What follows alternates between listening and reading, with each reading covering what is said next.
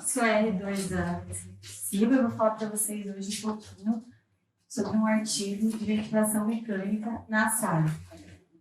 O título desse artigo, então, eles trazem uma teoria da energia, de toda a energia que é transferida para o paciente durante a ventilação mecânica e em pacientes com SARA. Eu coloquei aqui a foto dos principais autores que são brasileiros, que a gente já ouviu falar bastante, né? O Marcelo Amato, que é um grande estudioso aí da ventilação mecânica, o Alexandre Cavalcante, que participou do último estudo que a gente viu do Basics, o Ari Serpa e o Eduardo. Todos esses são intensivistas e 2 deles são pneumo também. Então, só lembrando, em pacientes com SARA, né, ele pode desenvolver a SARA então, por pneumonia, por sepse, por broncoaspiração, por trauma, e acho que nesse item da pneumonia a gente precisa lembrar do Covid. É sempre um desafio pensar em ventilação mecânica no paciente que apresenta SARA. A gente tem vivido isso cada vez mais agora no Covid. A gente sabe o quanto é difícil ventilar esses pacientes. E eles colocam, então, a ideia de tentar minimizar ao máximo possível a energia total que é transferida durante a ventilação para o pulmão do paciente. A gente faz isso tentando diminuir a pressão de platô, diminuir a driving, o volume, trabalhar com pifes mais altas. Quando a gente fala, então, nesse conceito de potência ou energia mecânica que é transferida do ventilador para o paciente, eles colocaram num banco de dados, fizeram um monte de conta e eles chegaram numa fórmula que consegue estimar mais ou menos o quanto de energia que esse paciente recebe. Nessa teoria que eles defendem dessa energia que é transferida, eles sabem que todos os parâmetros são muito importantes, mas eles ainda não conseguem definir exatamente quais são. É um conjunto de parâmetros dentro da ventilação mecânica que faz toda essa lesão, essa injúria pulmonar. A gente sabe que a bile sempre é um tema que a gente sempre discute e eles tocam muito nessa parte dessa energia que é transferida causando a bile. Sempre se falou muito em driving pressure nesse caso, e esse é um artigo que é um pouquinho diferente dos outros porque ele inclui também a frequência respiratória. A gente sempre fala em pressão de platô, em drive, em volume, e a frequência respiratória ficava meio de lado. Então, esse estudo juntou esse conceito da energia que o ventilador transfere para o pulmão do paciente com a frequência respiratória. E aí, a gente se vê numa situação que parece que a gente está equilibrando pratos, né? Então, assim, se a potência que a gente transfere para o paciente, se toda essa energia é maléfica, o que eu vou mudar primeiro? Qual parâmetro que eu vou mexer primeiro? Vou mexer na PIP? Vou mexer no volume? Quando eu mexo com um, eu altero o outro. Altero o pH, altero o CO2. Não é tão simples assim a gente tentar destrinchar esses parâmetros, né? Então, é um desafio grande e não a primeira vez, mas é um artigo legal que consegue incluir a frequência respiratória nesse monte de parâmetro que a gente tenta controlar durante a estadia do nosso paciente na ventilação mecânica, na UTI. Então, hoje a doutora Luana e o João me ajudaram bastante a discutir esse artigo. Falar de ventilação mecânica é complicado e a gente queria entender de onde que saiu essa ideia da frequência respiratória. Então, quando a gente pensa que o paciente tem SARA, a gente sabe que a complacência estática dele está diminuída, né? Ficou um pouquinho torto. E aí, lembrando das fórmulas, né? Complacência estática, a gente vai lembrar que é o volume corrente dividido pela drive, e se a gente entender que o volume corrente vai ser um produto do volume, o volume minuto vai ser o volume corrente vezes a frequência respiratória. Se a gente isola ali, a gente acaba entendendo, então, que o volume corrente vai ser o volume minuto sobre a frequência respiratória. Só para a gente incluir a frequência respiratória nessa fórmula. Então, como que a gente fica no final das contas? Que a complacência vai depender do volume minuto do paciente, da frequência respiratória, que foi onde eles incluíram nesse estudo, e da drive. O que a gente tenta fazer quando a gente diminui a drive? A gente tenta primeiro diminuir o volume. Só que se a gente diminui o volume, a gente corre o risco de diminuir o volume minuto e aumentar muito o CO2. Nesse momento, a gente aumenta a frequência respiratória para tentar manter um pH e o CO2 dentro dos limites que a gente estabeleceu, e aí que eles entram com o estudo que eles fizeram. Então, eles pegaram 4.500 pacientes do banco de dados que eles têm e correlacionaram vários estudos, assim, estudos que eles faziam ventilação protetora com volume mais alto, volume mais baixo, PIP mais alta, PIP mais baixa, e foram analisando todos esses parâmetros. O desfecho, então, que eles analisaram foi a mortalidade dentro de 60 dias e também dentro desse sistema de banco de dados que eles têm, em alguns pacientes foi a mortalidade dentro de 28 dias, mas isso não faz muita diferença para a nossa interpretação. E aí ele traz, então, a primeira tabela, né? Ele dividiu essa população em 5 grupos, que ele chamou de modelo, então modelo A, modelo B, C, D e E, e nesses grupos, então, ele foi avaliando a mortalidade. O que a gente percebe, então? Quando analisa o intervalo de confiança, a gente percebe que no modelo A, que foram todos os parâmetros que a gente consegue arrumar no ventilador, o que mais teve impacto na mortalidade, quando a gente analisa, então, é a drive e a frequência respiratória, né, nesse primeiro grupo. Então, ok, no modelo A a gente entendeu que a drive aumentada e uma frequência respiratória mais alta aumentam sim a mortalidade, tendo mais importância para a drive. No modelo B, ele conseguiu provar que essa energia que o ventilador transfere para o paciente também aumenta a mortalidade, mas ok, isso a gente já imaginava. E no modelo C, então, ele pegou toda esses componentes da energia que o ventilador transfere e também colocou no banco de dados deles e chegou que também tem aumento de mortalidade e diminuição da complacência. Aí, eles chegaram numa fórmula, depois de estudo, eles jogaram num sistema matemático, que é bem, ele explica no artigo que é bem complexo, e eles chegaram numa fórmula. O que é importante a gente entender aqui?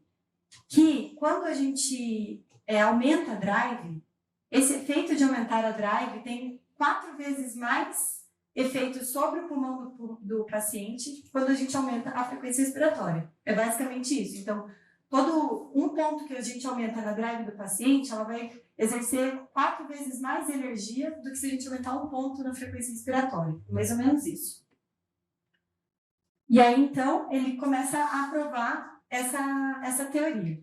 Então, assim, aqui ele comparou, então, a drive e a frequência respiratória. As duas, então, se a gente olhar aqui a mortalidade, que está no eixo Y, no intervalo de confiança, a gente viu que é maior do que 1, então a drive é um fator de risco. E a frequência respiratória também, em alguns momentos, ficou como fator de risco. Aqui eu coloquei um X porque o P não foi significativo. E aí a gente vê também que ela transita entre o intervalo de confiança aí maior e menor do que 1. Mas o que a gente pode ver em comum no modelo A, B e C é que realmente a drive sempre aumentada aumenta a mortalidade. Mas isso, ok, a gente já imaginava. Então, beleza. Nos resultados, quando ele começa a destrinchar, o que surgiu de interessante? Nessa tabela aqui, quando a gente percebe que o paciente que tem uma complacência pulmonar menor, que é a linha vermelha ali, ele colocou um valor como 14 de complacência. Quando a gente aumenta a frequência respiratória, então ali de 30 passa para 45, a gente consegue diminuir a drive. E isso, quando a gente joga aqui na chance, no odds ratio, a gente vê que diminui a mortalidade. Então, o que a gente entende? Se eu compensar um pouquinho a ventilação do meu paciente aumentando a frequência respiratória, mesmo que a gente saiba que isso seja, de certa forma, maléfico, a gente consegue ter uma boa diminuição na drive e isso sim tem um maior impacto ao diminuir a mortalidade. Outra coisa que a gente percebe aqui é que isso é verdadeiro, mas para pacientes que têm a complacência baixa. Quando a gente analisa pacientes com uma complacência normal, ou que não é uma complacência de SARA, isso não é verdade, né? E essa outra tabela do lado também reforça. Então, o que a gente percebe? Quando a linha é completa aqui, a gente está falando da drive. Então, quanto mais a drive aumenta, maior é a mortalidade. Quando a gente olha a linha pontilhada, que é a frequência respiratória, também, quando ela sobe, a gente também aumenta a mortalidade. Mas o que a gente entende? Aumentar um pouquinho a frequência respiratória para garantir uma drive mais baixa pode ser benéfico. A gente paga o preço de aumentar um pouquinho a frequência respiratória para segurar a drive mais baixa, porque uma drive alta é muito maléfico do que uma frequência respiratória mais alta. Então, é esse trabalho de saber o que compensar e entender o que a gente tem que ajustar pensando na mortalidade. E nesses pacientes também que eles analisaram, uma coisa que eu esqueci de falar, é que não foram pacientes com Covid, mas eles sempre tentaram deixar o pH dentro do fisiológico e um CO2 dentro do normal. Nunca foi com hipercapnia permissiva, esse grupo de estudos. Então, o que a gente apresenta ali na última tabela e o que a gente consegue entender disso? Nesses vários estudos que eles fizeram a observação para fazer o trabalho, no braço, que a gente entendeu que mudar a drive pressure, deixar mais não deixar a drive mais alta, a gente aumenta sim o risco de mortalidade, né? E aí, aqui o intervalo de confiança é menor do que 1, então quando a gente diminui a drive, sim é um fator protetor, né? E no outro braço do estudo, quando a gente aumenta a frequência respiratória, isso aqui aparece como um fator de risco, né? Não é bom aumentar a frequência respiratória, então isso também aparece levando à mortalidade. Mas o curioso dessa figura é que quando a gente trabalha, pensa nas duas coisas ao mesmo tempo. Então, eu vou deixar uma drive mais baixa e vou aumentar a frequência respiratória, isso aqui não teve muito impacto na mortalidade, eles não conseguiram relacionar muito bem os dois itens. Né? Foi isso assim que a gente conseguiu concluir. Então, ok, né? Só para a gente resumir. Duas variáveis muito importantes, a gente sabe que a drive é a frequência respiratória. Agora, uma atenção especial para a frequência respiratória e para essa potência, essa energia mecânica que o ventilador transfere para o paciente, a gente sabe sim que aumenta a mortalidade. O maior impacto da drive, então quanto maior a drive, maior a mortalidade. Aumentando a frequência respiratória, a gente também aumenta a mortalidade. Mas ainda assim, vale a pena deixar uma frequência mais alta para conseguir diminuir um pouquinho a drive nos pacientes com baixa complacência. Então, quais são as conclusões que a gente tira do artigo? Todo o esforço que o paciente faz, que é capturado então pela drive, que é a pressão de platô menos a PIP, é capturado pela drive, e a gente sabe que todo esse esforço aumenta sim a mortalidade. Mas também a frequência respiratória do paciente, então aquela tensão de insuflar, o pulmão, isso também é importante e também é considerado um fator de risco.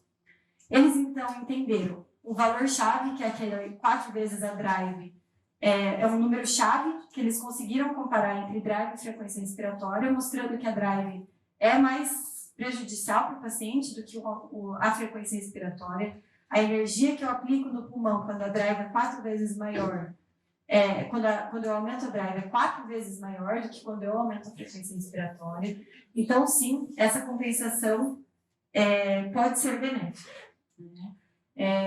Ainda faltam trabalhos para correlacionar direitinho os dois parâmetros. Então, correlacionar a drive com a frequência respiratória diretamente, não como fatores independentes. Mas o que a gente consegue entender é que vale a pena a gente arriscar um pouquinho mais e deixar a frequência respiratória um pouco mais alta, pensando na drive mais baixa. E é isso. Obrigada.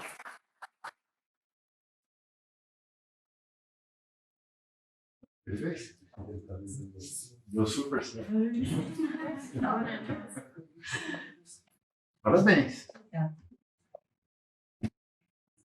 Perguntas? Onde é que nós estamos?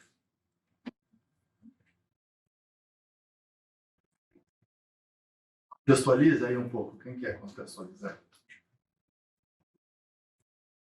Bruna, está estudando um pouquinho de ventilação aí? Fenótipo da sala?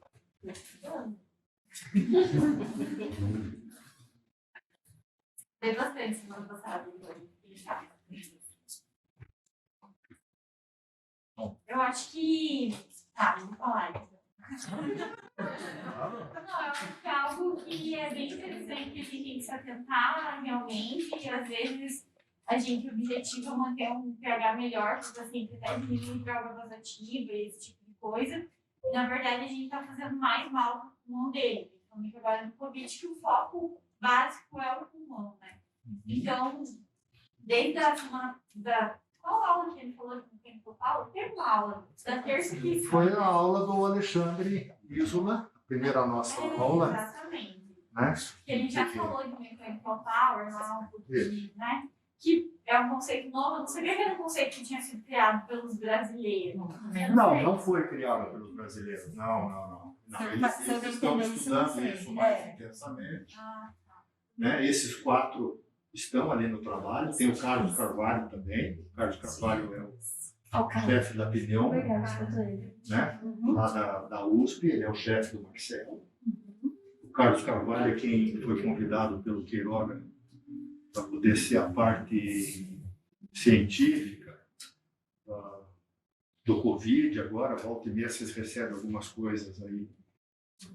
Teve uma primeira publicação do Ministério da Saúde de tratamento do Covid, e o Carlos Carvalho está liderando. Mas é importante vocês saberem o nome daquelas outras pessoas que estão ali. O Artis Lutsky é um canadense, que é o cara que desenvolveu o conceito do biotrauma. Então, ele começou a estudar citocinas. Quando você fazia uma ventilação mecânica convencional, você tinha mais secreção de PNF, interleucina 1, interleucina 6 no pulmão, e que isso causava inflamação no pulmão. E causava inflamação sistêmica também. O Lohan Gauchard, o Roy Blower e a Maury Mead fizeram 3 trabalhos, mais o trabalho do Marcelo Amato, com ventilação mecânica protetora,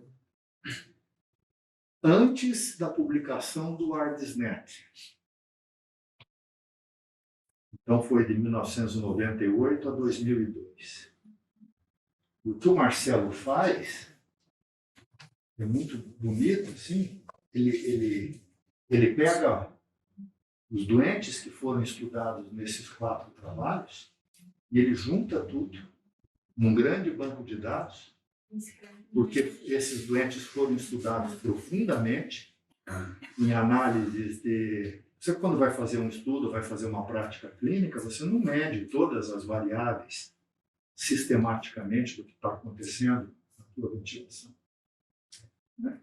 Então, esses 4 estudos, como eles foram estudados com um número razoável de doentes, ele tem 6 mil, acho que ele tem até mais, 4 mil, tem mais doentes do que os que foram juntados, mas você tem item por item de PIP, de ventilação com volume, com pressão de pico, com pressão de platô, com driving pressure, com frequência respiratória, momentos a momentos. Isso fez com que ele, há 10 anos atrás, numa análise de banco de dados igual a essa, muito bonita, muito bem feita, publicada no New England, foi que definiu que a variável mais importante para causar um impacto na ville era a driving pressure, mais do que a PIP, mais do que a pressão do platô. Então se criou daí, a partir daí, as recomendações. Não foi um ensaio clínico randomizado, foi análise de BD, de banco de dados, de que a variável mais importante para vocês terem uma atividade na beira do leito de alvo, uma ventilação mecânica protetora, é PIP 10 a 15, pressão de platô não mais que 25, mas a mais importante é driving pressure menor do que 15. Platô menos PIP, 25, 10, menor do que 15. Ela tem mais impacto na mortalidade do que uma PIP. Se você tiver que pagar um preço, pague o preço da PIP, o preço da pressão de platô, mas não pague o preço da driving pressure. Aí começou a surgir alguns trabalhos mostrando, vai, pera lá, e a frequência respiratória? A frequência respiratória não tem um impacto também em causar volutrauma, em causar biotrauma, em causar biotrauma, volutrauma, barotrauma, causar vílio? Talvez tenha. Aí fizeram até uma fórmula, né? A fórmula é derivada, uma forma grande, mas tem as 4 elementos ali, né?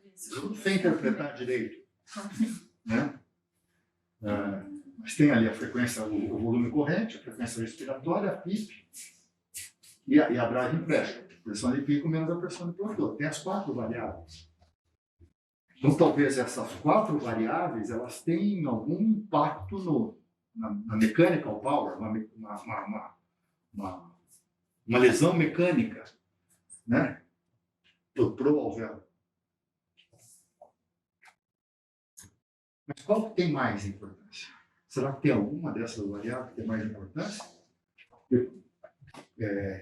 Bonito isso aqui que você disse, colocou aqui, essa figurinha aqui. Ótimo. Né? Vocês estão cansados de fazer isso na beira do leito? Eu tenho que manter uma PIP de 10, eu tenho que manter uma pressão de platô de 25, eu tenho que manter uma driving pressure de 15. Dá para fazer tudo isso? A pressão 2 subindo. Daqui a pouco você precisa de mais de PIP. Não dá. Você começa a fazer diminuição de volume corrente, a pressão de platô, mesmo assim ela continua de 30 a 32. A PCO2 começa a ter 50, 55, pH de 7,25, eu começo a aumentar a frequência respiratória. É um jogo de pratos. Vocês fazem isso a todo momento. Então, não dá para manter todas as 4 variáveis e ainda achar que o dentro vai ficar bem. Às vezes, tem algumas variáveis que são mais importantes. Vocês estão fazendo isso na beira do leito, tentando valorizar o driving pressure. Mas e a frequência respiratória? Até o ali certo, primeira vez que eu vi a Mechanical Power faz uns 2 anos, no trabalho do Ari Certo, mas não sei quem é que criou esse conceito primariamente.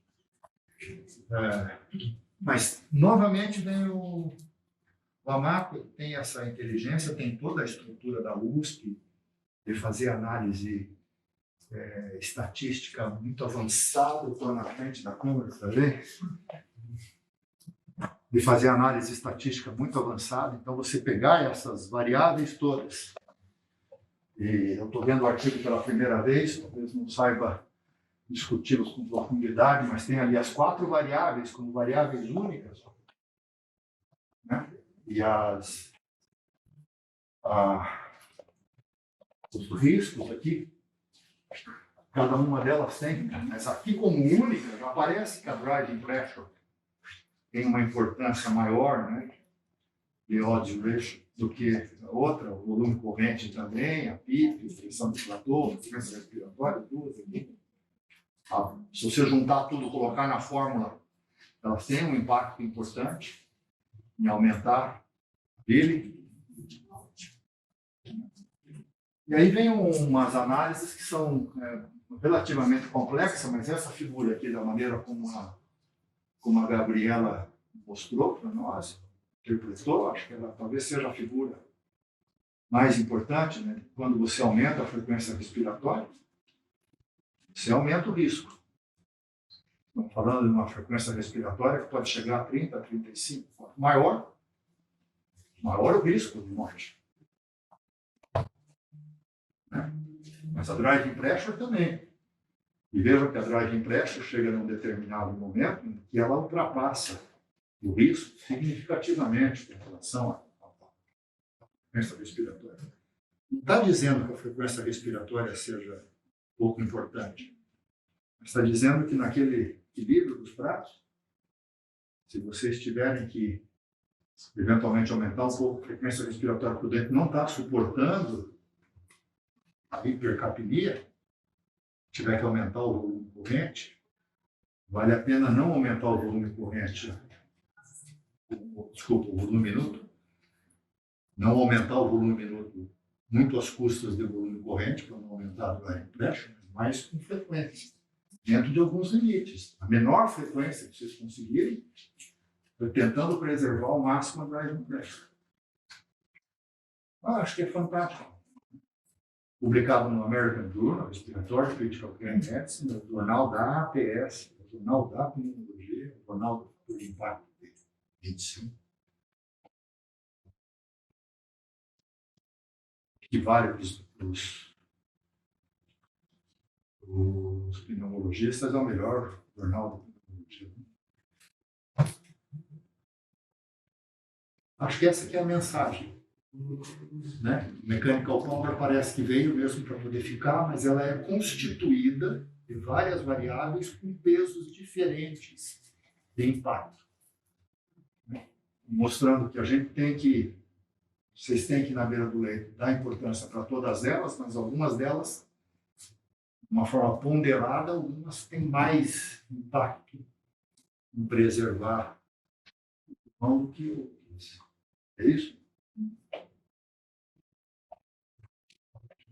que mais? Tudo bem, Marco? Tô nervoso aqui. Tá? Já pensou o impacto mechanical power que esse celular sofreu agora?